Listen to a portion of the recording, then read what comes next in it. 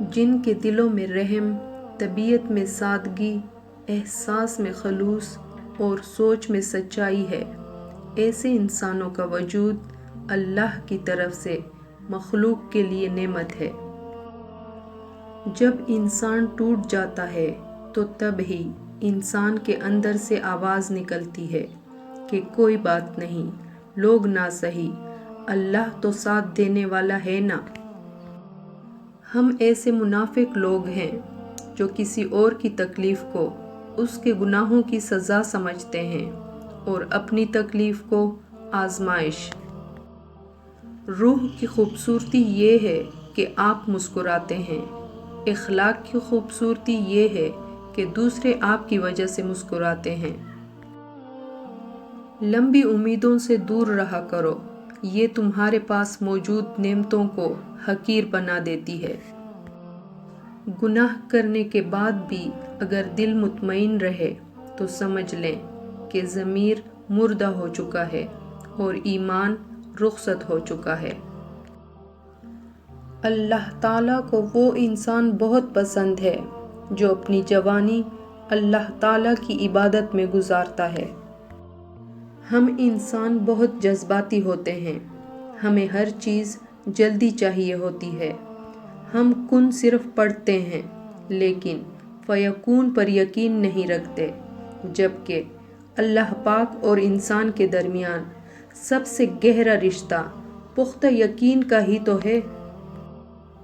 کسی کے ساتھ غلط کر کے اپنی باری کا انتظار ضرور کرنا۔ آج کل ضرورت طے کرتی ہے کہ لہجہ کتنی دیر میٹھا رکھنا ہے۔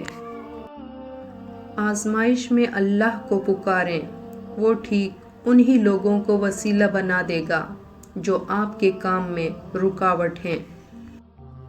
اور خدا جب کسی کو معاف کرتا ہے تو اسے نماز کی توفیق بھی دیتا ہے۔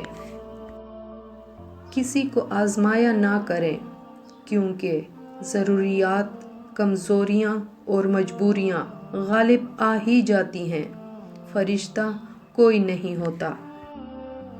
امانت صرف چیزیں یا رقم نہیں ہوتی، امانت راز کی باتیں بھی ہوتی ہیں۔ اگر کوئی اپنے جذبات و احساسات بیان کرے تو اس میں بھی خیانت نہ کرو۔ حق اور حقیقت کو تلاش کرنا پڑتا ہے، افواہیں تو گھر بیٹھے آپ تک پہنچ جاتی ہیں۔ جسے جتنا زیادہ لوگ توڑتے ہیں، اللہ اسے اتنا ہی مضبوط بنا دیتا ہے۔ بہترین مبلغ وہ ہے جس کے پاس تبلیغ کے لیے الفاظ کے بجائے کردار ہو۔ پرسکون وہی ہے جس کو کم یا زیادہ کی فکر نہیں، بلکہ ہر حال میں الحمدللہ کہتا ہے۔